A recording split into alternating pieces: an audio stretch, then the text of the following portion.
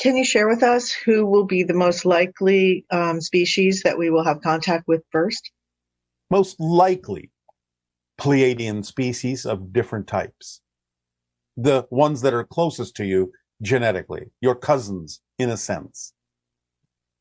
Is that true that Pleiadians seem to exhibit some of the most beautiful aspects of humans in terms of their visual appearance? We understand what you mean by that, and I suppose the simple answer would be yes. Starseed to me is also termed a wanderer, is a human that has soul connections. So what could be called past lives, but parallel lives in future realities as a higher dimensional being. So this could be an extraterrestrial, a collective consciousness, so that you have an incarnation as one of these higher density beings. And you're a starseed from your birth? You're a starseed from your birth, yes. It can be genetic, but it also can be these other lives that are coming through that you remember something more and then bring that through to your mission on Earth. What traits pop up for you to be able to say that person's a starseed? One, sensitivity. I think that that's a huge one, these extrasensory abilities. For me, it's a big need and desire in the people that I see that are starseeds to help and assist Earth and consciousness, particularly at this time. So this bigger heart or yearning of service that's beyond just the conditioning of being a normal human. We may need 10 million starseeds on the planet right about now, right? Yes, and luckily we do have at least that many, yes. Are they emotional people? Are you? Yeah, I would say that they're more emotional. They might be shut down in their emotions because they're so sensitive. Right. So they are more empathic? sensitive. Yes, very empathic, telepathic. They have those abilities to connect just beyond language and what is spoken, but to something more between two people or in nature or with the cosmos. So in your opinion, Bridget, is being a starseed a blessing or is it a curse? It's definitely a blessing, but it can be challenging because it's amazing because you know that you're here to be of service. There's more clarity around your mission. But the challenge is that it's uncomfortable because this is a lower density than most starseed energies and souls are used to. So it feels very foreign, alien, uncomfortable, like that black sheep energy. Yeah. Can you teach someone to become a starseed? It's not something that can be taught. It's something that you're born with. You got it or you don't? Yeah, because it's a soul evolution is really what it's at, and keying in and opening to that energy that you already have innately within yourself. And can you fully function? Yeah, I mean, can you have a relationship? Can you be normal? That's a good question. Yes, you can definitely be normal. You might be, well, normal not in a conditioned sense. You can't fully feel alive and yourself. You can't be a muggle, as they would say, or a mainstream person. You are going to have something that's unique and different to you, but you can integrate with the world. It began 1980. 1980? 1980. And how did that begin, and what was the essence of that interaction? Okay. It really all evolved around the Pleiadians themselves. Earth has been the subject of discussion for a long time. The real attention and focus really started when we started detonating our first nuclear weapons. We did, as a race. Nuclear weapons had been used here in our ancient past hundreds of thousands of years ago because there have been wars here between a lot of different factions, predominantly most of them human. The Pleiadians had agreed or offered to come back here and try to help raise the consciousness of the planet. Well, apparently what happened was when they got here, they were really faced with their past. The Pleiadians had had incredible civil wars amongst themselves and other wars. And they had just moved into a fourth and fifth density consciousness, and they didn't want to come back here and take the warrior space again.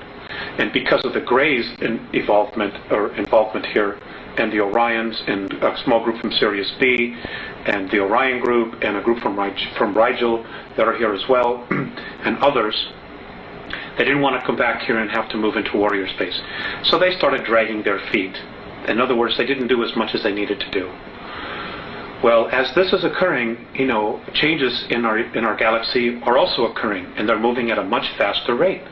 So the Andromedans finally said, well, what is happening? What have you accomplished? And the Pleiadians basically said, we're having our own conflicts dealing with this, because the Pleiadians themselves have a tremendous amount of karma with our solar system, with Mars and Earth. They simply just weren't as motivated as they should be or could have been to start making the changes here. They also had made some communications with the Earth governments that didn't go very well at all. So basically, they said, well, we don't know what to do. So the Andromedans themselves said, okay, well, we'll do it. We'll take this because it is important for the whole. We'll make an effort. Now, the Andromedans were probably the better choice because they don't have any karmic ties to us. So they're completely neutral, and they're probably better observers as well because of their neutrality. So they've basically been taking over, and what they did was they got involved in 1980. They're working with the Pleiadians, with the Syrians. They have which group of Syrians? From Sirius A. Sirius A. So what they're doing here now is they're trying to raise the consciousness. They came back in time to 1964 to contact me. I'm not the only one. There are others. There are also other people who are mediums or channels or whatever word you want to add to it, who are also getting information on a spiritual level. Octurians are also involved. And the whole point is they want our part of the galaxy to evolve. And what's holding it back is our solar system. And what's holding back our solar system is the consciousness of humanity on the Earth. The Earth herself, as an entity, spiritual entity, wants to move into fourth and fifth density. But she can't yet because of the consciousness of humanity. And in order for her to do it without humanity, one of two things have to happen. Humanity either has to shape up, grow up, as the Andromedans say, or humanity has to be removed and get out of the way. Cleansed. How many extraterrestrial races, physically speaking, have you been in contact with through TLS? I would say about 5, 6. We've spoken in the past and you told me about 3. It was Nashia, Sia, and Kono. Can you explain their physical characteristics for Sia for a moment? In Sia, they're more human-like. They're just very tall. They're Europeans who happen to be dark. That means they look like they have a tan all the time and blonde hair, light color eyes, blue, green, stuff like that. They have their own language. They can also communicate by telepathy. Very advanced technologically, but very simple life. They walk barefoot most of the time unless they need to put protection on their legs for certain reasons. Sia, very dry place. As a matter of fact, it's a problem they have now. They're losing a lot of the population due to lack of water. Water is a major problem in the last 100 to 200 years by them. Greetings, beings of Earth. I am Etheria, a messenger from the Pleiades star system. As a representative of the Galactic Federation, it's our goal to bring peace, harmony, and cooperation to the galaxy. And we understand that many of you have questions and doubts about our existence. But we assure you that we are very real, and we have been monitoring your planet and its inhabitants for many centuries. As we speak, there are many starseeds born on planet Earth, each with the unique ability to help this planet evolve to its full potential. These are individuals who have lived past lives in other galaxies and dimensions, and have chosen to reincarnate on Earth to help humanity and the planet itself. It's important to understand that your existence is not a coincidence. You are here for a reason. You have a unique set of skills, experiences, and perspectives that are meant to be shared with the world.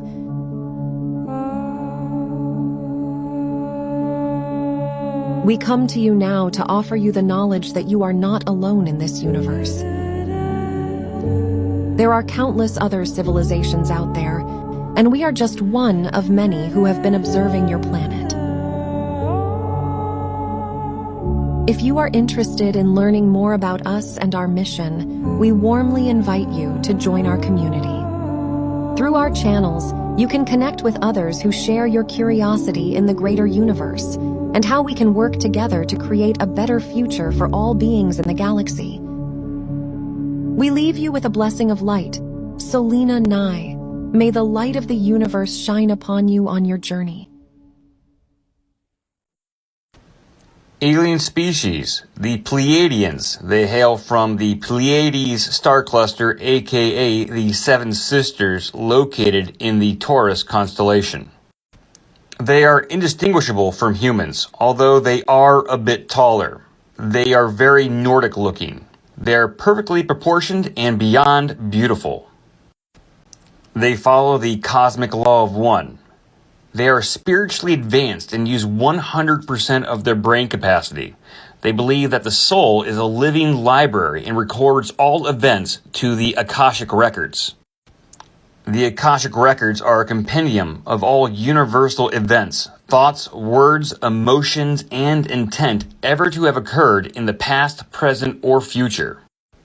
The Pleiadians participate in the Melchizedek Starseed program, and they were one of many races who seeded Earth in the past. They have advanced technologies and can reverse the aging process and alter space and time. They are expert telepaths and have telekinetic abilities.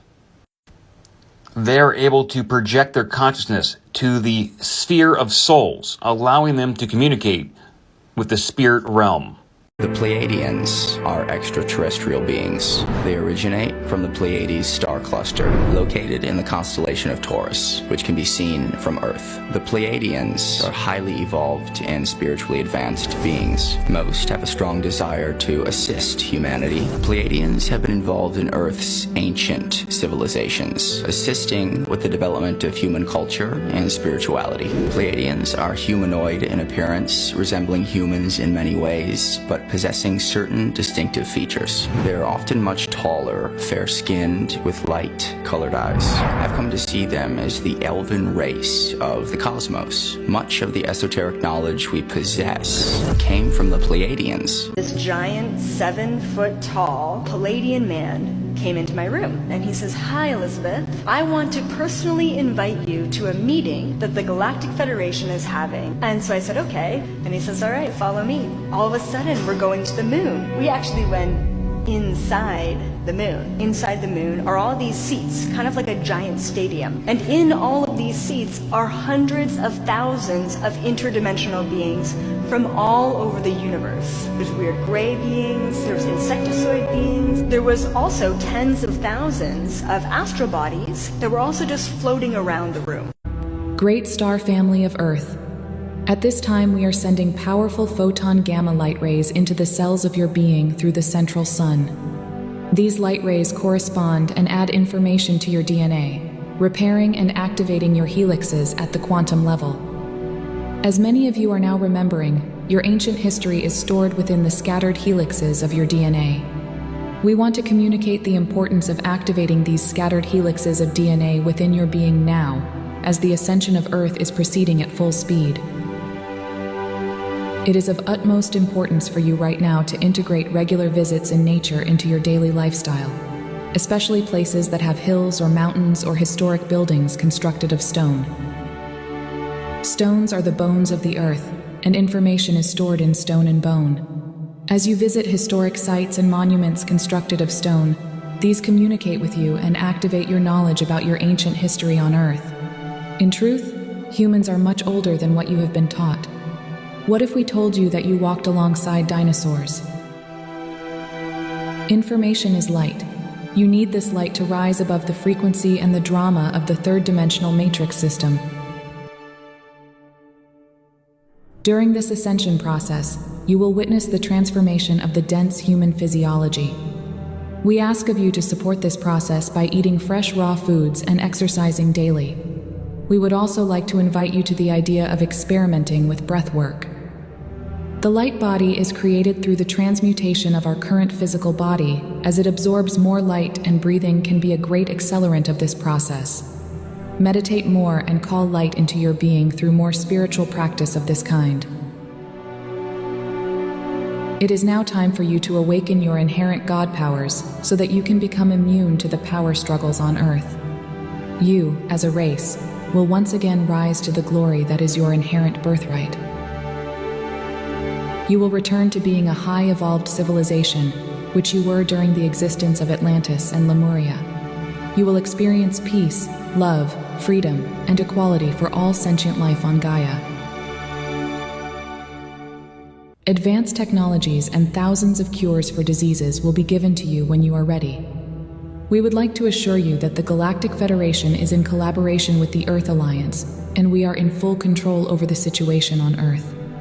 The days of the Cabal's reign and their abuse of power over humanity are numbered. Know deep within your being that this is the victory of the light. Rejoice, trust, and allay your doubts. We love you. We are here with you. We are the Galactic Federation of Light. Alien species, the renegade Pleiadians. They come from the Pleiades star cluster. They are evil and powerful beasts, standing 8 to 13 feet tall. They have manipulated their gene pool to produce giant warriors. They believe in a service to self. They believe in dark undermonic laws to gain power, technology, and wealth. They detest all that is good and righteous. Their agenda aligns with the reptilians' agenda, which is control over as much of the universe as possible. And while they do work with the reptilians from Orion, they will turn on them too someday. The renegade Pleiadians are dark telepaths, using all their technology and natural abilities to undermine the Melchizedek star seed agenda.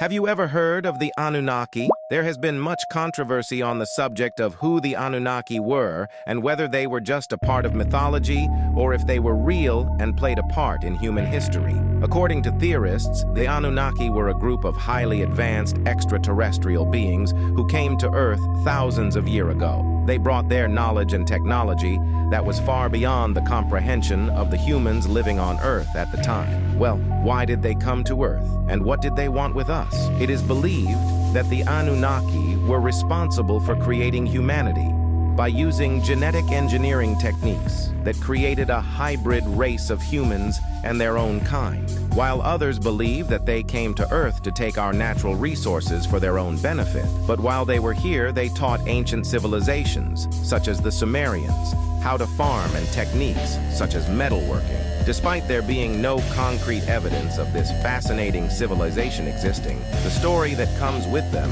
continues to spark discussions on our past and how we got to where we are today.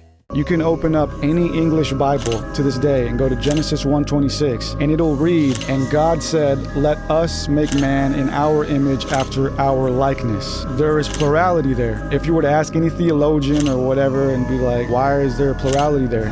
They would give you some cute answer like it's God talking to himself or God talking to Jesus or whatever. But that's not the truth. The reason there's plurality there is because the word that was used in the Hebrew text, the original, was not God. The word that was used used was Elohim, and Elohim is a plural word meaning the powerful ones. So if you go back and read Genesis 1:26 with that in mind, now you're reading the powerful ones said, "Let us make man in our image after our likeness." The powerful ones are the Anunnaki. The people who wrote the Bible, they were from the Middle East. You know, they lived in that area. They lived closer in time to the Babylonians, to ancient Sumeria and all that. So the Sumerians were their ancestors. They knew those tales by heart. You know, for example, the Sumerian Enuma Elish was reenacted every year. I believe in a creator of the universe. Yeah. Because the quantum physics proves that we're living inside of a creation. There's no way to dispute that. There's no way to doubt it. We're living in a programmed holographic light matrix. That is a method used for this creation, but we are in this. It's created by an entity. I believe that there is a God. I just believe that the biblical version is not specifically talking about the creator of the universe. I believe those are the words of men about men that have manipulated it to be God. And actually, the word God in the Bible is mistranslated by accident on purpose. The original root word for that is gods with an S. And everywhere where you see God singular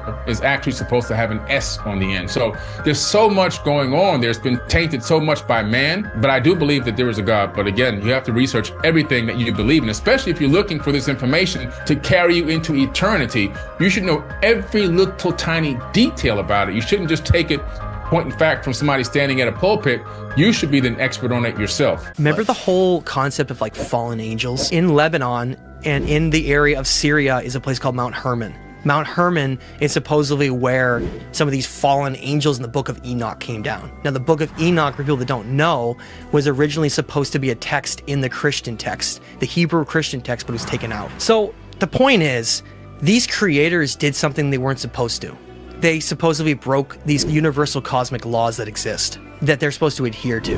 Which are? Which are, creation can only happen if it's based on certain things. They violated creation by, and I hope I don't lose people with this, but they describe how they created us and we were so perfect that some of them had sex with the women. This is where we get into demi bloodlines. But the Book of Enoch predominantly says they were fallen, or they became fallen, because they slept with the daughters of men, and that's a Genesis too, and then created this abominated bloodline that was like half gods and half humans. And this is what angered, in those ancient texts I told you about, some of these gods falling out of favor with humanity and then putting us into basically hell, creating hell here on Earth. Yes. People talk about the Anunnaki, people describe the Anunnaki, and they even have different names. But what you may not know, that these are actually extraterrestrials. And we would say that each of those gods are not single individuals, but they're collectives. They're races of beings. And there's actually, each one of those gods is a different collective, a different race of Anunnaki.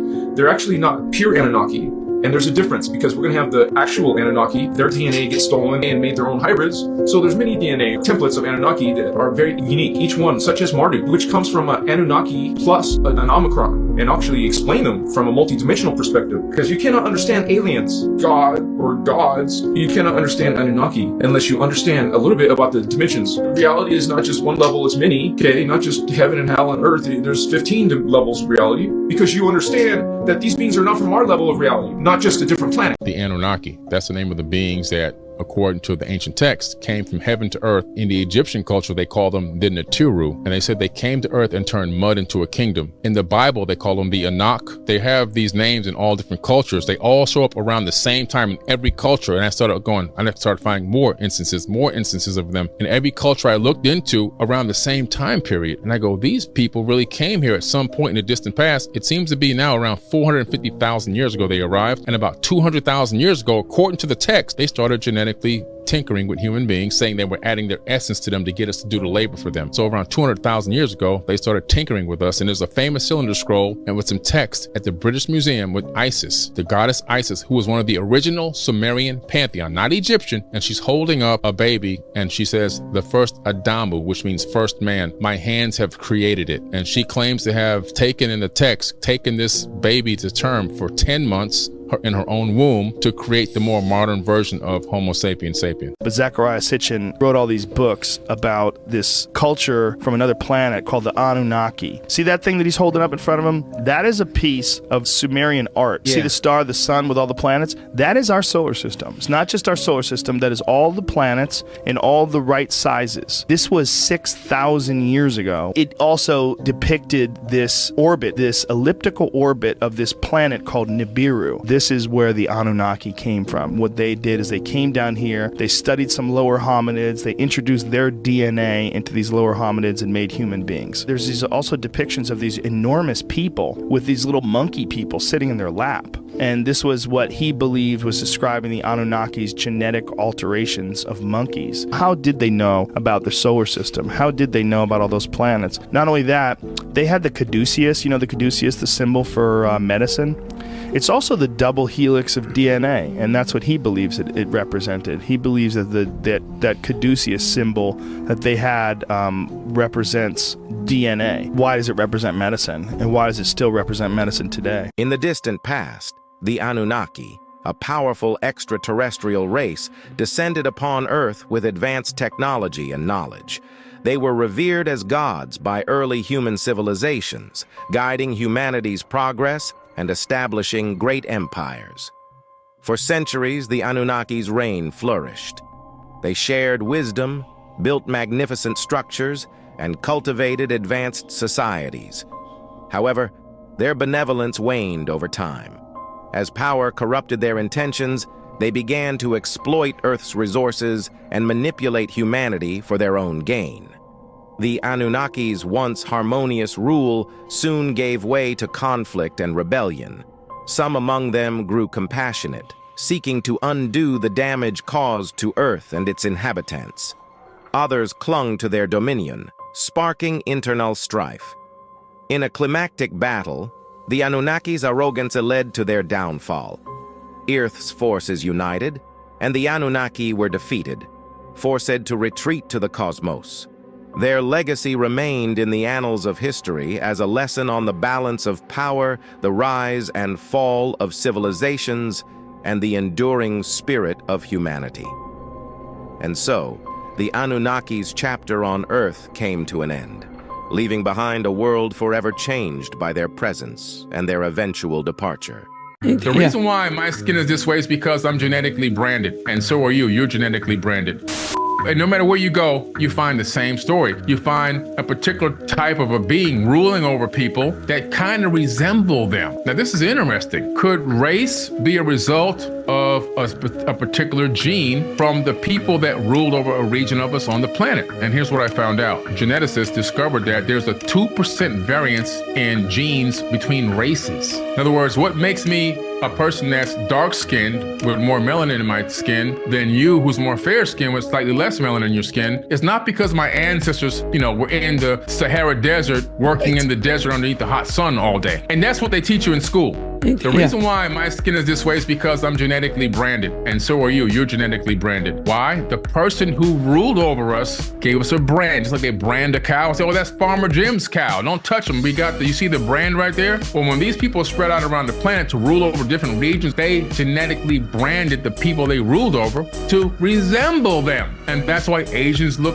different, and Caucasians and Africans. And they said that a 2% variance would take multi-millions of years to happen in natural evolution, and yet it only happened in 200,000 years. So it tells us something interesting, that this is an artificial mutation. Let us make man in our image. Even in the Bible, it says they call them the Anak, the A-N-A-K, and they're calling these people megalithic giants. They say that these people are so big that we were grasshoppers in their eyesight. That's in the Bible. In ancient Egypt, they call them the Nitiru. They say that the gods who came from heaven to earth, same exact terminology, and turned mud into a kingdom. Now, when you look deeper into where these people came from, you start to go through a lot of various different texts, and you begin to realize it's not just one group of people that came from one planet. It appears to be a group of people that came from multiple planets, even multiple solar systems. According to the ancient text, not according to Billy Carson. You dig deeper into this, you start looking at the Enuma Elish and the 7 tablets of creation from the Sumerian tales, the Epic of Gilgamesh, the Epic of Atrahasis, the myth of Adapa, some of the other texts like the Indian texts like the Mahabharata, the Indian Vedas, the Bhagavad Gita, and some of these other texts, you begin to realize, whoa, the stories